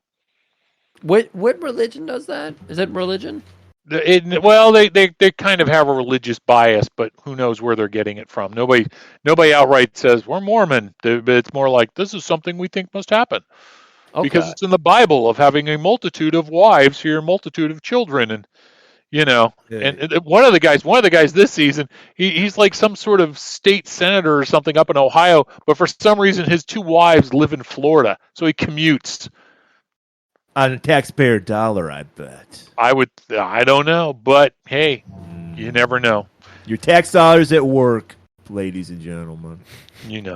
They're banging their two wives who live in Florida. Well, they're probably a tax shelter down there. But as I said, no freakiness between the ladies. They each have their own room.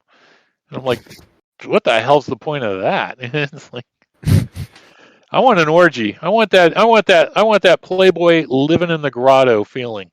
The stuff floating in the water. Okay, we won't talk about that part. Once I saw Fred Durst use it, I was like, that off the bucket list, that one. Only the most quality people hang out at the Playboy Mansion. Your Scott Bayos, your Pauly Shores, your Bill Maher. I'm learning that Joe is a Chuck Mangione fan, and I never expected any of our guests to be a Chuck Mangione fan. I love Chuck. Chuck's great. But yeah, no. All I know is I had two opportunities to go to the Playboy Mansion, and I blew them off after watching The Girls Next Door because I was like, I don't want to go see where the little dogs poop. It's like it's better to leave it to your imagination. It looks sad, especially at that era. Yeah, James Caan's not there anymore. Bill Cosby's not raping anybody. There's not piles of roofies and Quaaludes laying around the place. Hefner's like in dementia time at this time. Yeah, you don't want to. Yeah, it's all an illusion. It's like Merlin created this illusion called the Playboy Mansion. On the other hand, I did visit the quote location of HBO's Cat House, and that was much better. Okay. So, was there any donkeys there? There were horses in the back. Me and I was hanging out with Adult Video News Award winner Sonny Lane as we were hanging out with the horses, but nothing Sonny went Lane. on. Legend Sonny Lane. Happy Sonny Lane. Did she know Sunny Days? No. She's related no. to Penny Lane. Oh, Penny- of course. Charles Lane. I believe Charles Lane is her father. Stan Lane is her father, by the way.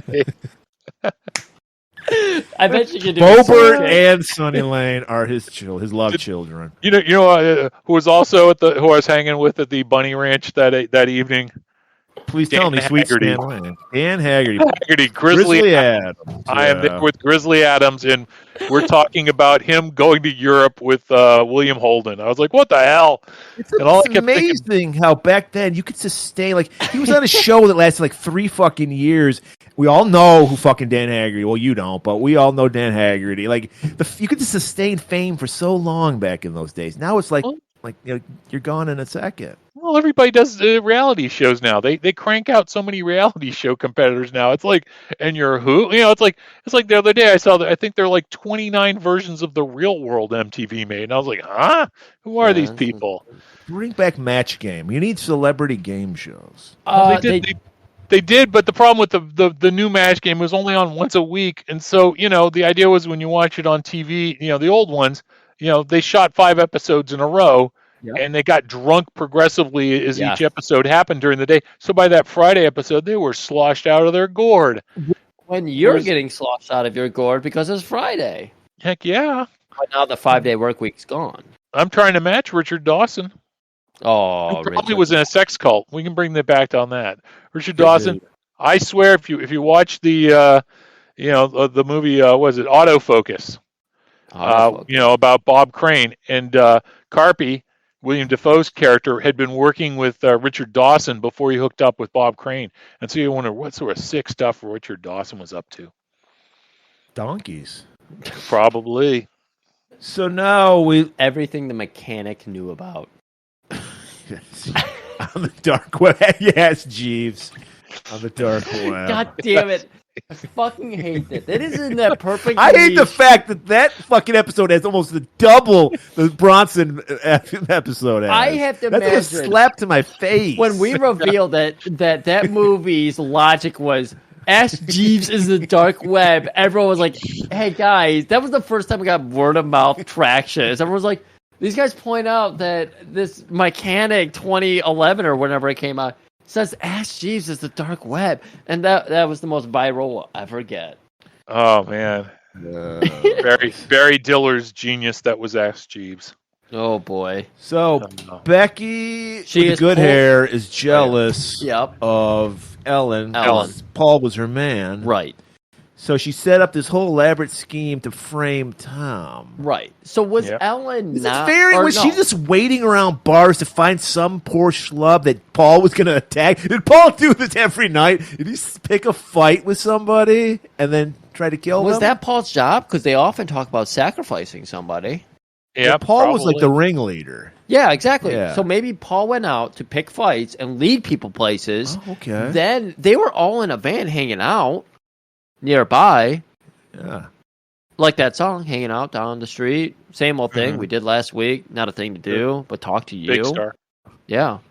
Van life. We're all right. We're all right.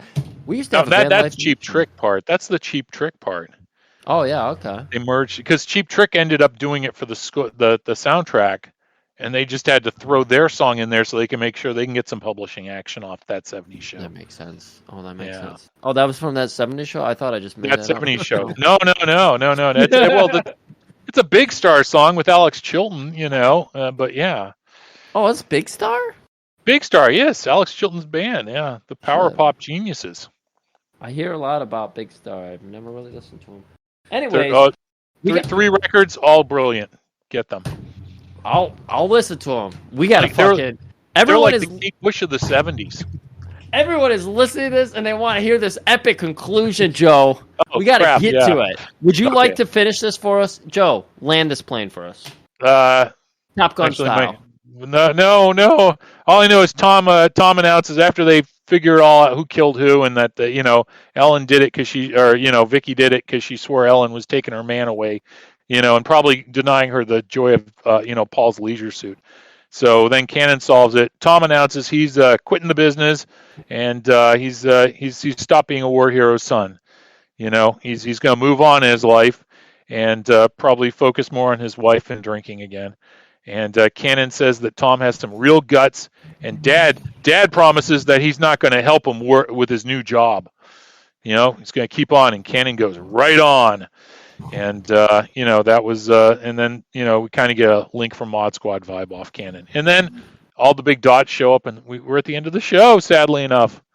Hey, by the way, can I point out that the lead-in for Cannon that night was Tony Orlando and Dawn, and the show that played after it was a documentary. For Thanksgiving theme, it was a documentary by Dan Rather called "Assassins" about the killing of JFK and RFK, because that made the pies cool better. Opposite him was NBC. They ran the Moon Spinners with Haley Mills, star of Parent Trap, and Family Way with Murray Head, the man who sang One Night in Bangkok. And the only other thing I can say is the show that used to lead in was a show called Kate McShane, which starred, of course, Ann Mira from Jerry Stoller's wife, Ann Mira. Oh. And if you read my book, because can I plug the book quickly? Of the course. 80s Teen Flick Festival, the original one. There's a second one, I sent you.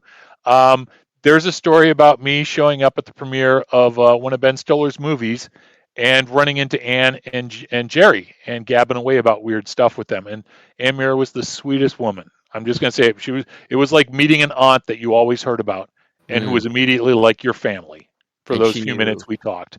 All about going to the strip club and telling them to put on the longest Metallica song possible. She damn well did. She said to me, one thing. She said, "Joe, don't ever pay good money for Herman Herbert's private dance." All I know is I could use some Murray Head right now. But what did we learn from this episode, Griff? We learned none of us have been to a donkey show. Yes. Bucket list. We learned that you always pick the longest Metallica song at the strip club. I will say I just learned that Dan Rathers are part of the conspiracy that JFK is dead when he in fact is alive and is the president right now. Would he be 100 by now? Of 108. Okay. He is the president, of course. His son is vice president. Mm-hmm. JFK Jr., that is. Yeah. Okay. Make sure you have a full bar next to your tennis court. Oh my God! Of course, yeah. No, I just wouldn't. I'm actually still feeling it. I haven't played tennis. A tennis in 3 ball years. machine is a great sex toy for a lady. Yes. Don't ever join a monogamous sex cult. Don't ever. No good will come out of it. If If you don't wake up in bed with 5 strangers and no idea who fits where, you're not there. That would be a very bizarre thing to do. I joined a sex cult, and everyone would guess, maybe like, "Oh my God, you're into like weird sex." Oh no, I'm into monogamous sex. We all have our own private rooms. We sleep with the same person. Yeah, you can't even watch. Yeah. No. Like, we soundproof. We don't even have the lights on when we're doing it. We don't have the lights on. We don't record it. There's no audio. There's no nothing. We don't even make noise. We don't. No. Yeah. One position. They don't even write Penthouse Forum letters afterwards. No, not at all. They all. wry them and then they ball them up and throw them away. Exactly. Yeah. They burn them in the fireplace. They actually say, you actually probably would believe this happened. They tell the most vanilla sex story of all time. There she was in a dress. I had an erection because the other day I put saw my her pee-pee in her vajayjay and it felt really good. Yeah. Now I'm going to go take a shower. Yeah. Gotta take a cold shower after that fucking penthouse story. That's it. Yeah. We also learned that address and map to my house included. We learned that Joe had some kind of scam running called Precog. Yep. Check that out. And we learned that Joe, he's like the brother I never had. Now I know everything about him thanks to this Canon episode. That's right. We're learning. Copping a feel is allowing us to cop a feel of each one of these people's brains. Right. It's like these people were total strangers to us before, and now it's like they're family. We're getting whole histories. I'm just happy I'm able to share my pre-Thanksgiving traditions with you. We might have to do that before Thanksgiving this year. We might have to have you on and do another Canon episode if you got one for us. We can do that. Yeah. I'll find Because I feel like Cannon gets himself in a lot of situations that he has no idea how to get himself out of, cocks up a terrible plan, and it somehow works out for him. It's Like because real he's life. the star. Exactly, because he's the star. He's got that, what do they call that, hero armor or whatever? Yes. Well, I Main think they character- call it blubber. Blubber. Oh, blubber, yeah. I thought Yeah. it was plot armor. It's Flubber. blubber. Yeah. Flubber. Oh, that's what that movie's about. That's what the Disney Flubber was. It was William Let's Conrad. not talk about Robert Williams. Too soon. Too soon. Too soon. Mechanic situation right there. I know all about it. Robin Williams got mechanicked. Yeah. They found him hanging, watching weird porn with flubber on him. You know what? Wow, I got dark. Blindfold Russian roulette. Maybe they were doing that. It happens more than you think. That's what killed Lincoln. Yeah. Cover it up and say We're really nosediving here. Yeah. Which Yeah. means Time to wrap it up. Wrap it's it time up. to close up I'll another take tippy it. tap. Oh, yeah, that's another. We're hitting the infringements too hard this week, and we already get hard enough. YouTube reminds me every time I put up an episode. Hey, there's like 3 seconds of you guys sounding like you're singing a song. Copyright infringement. Really? Yeah, no, the bots out there. Me and Murray are pitch perfect. Like, Right, if yeah. you've ever heard us sing, Right. angels. Like, Okay. oh my God. Well, all we get is hate from YouTube anyway. I don't know why we have a channel on YouTube. Yeah, it's so the idiots find It's us. just fucking foreigners going, "Where's my free movie?" Where is my free movie? All right. Joe, would you like to impart us on any more wisdom on canon? Anything? Last words before I close this out on this tippy tap, because of course that's customary. I close. I just think Cannon's one of those shows that deserves more love because he was just a wonderful man, and I don't know what honestly the masters on this show bite compared to a lot of other Quinn Martin productions. So I don't know if they just threw away the original 35s or what, but Cannon needs to be preserved for the sake of the country. I think for the sake of everyone. It is kind of a bummer.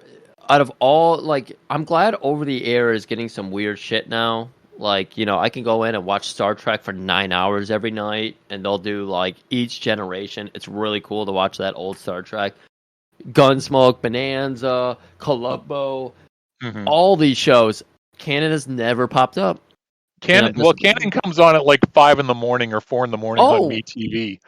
Oh, it does. Okay. Yes. I'm not up at that hour. Set your VCR, Drew. I fall asleep at 11 p.m. I wake up at 7:30 p.m.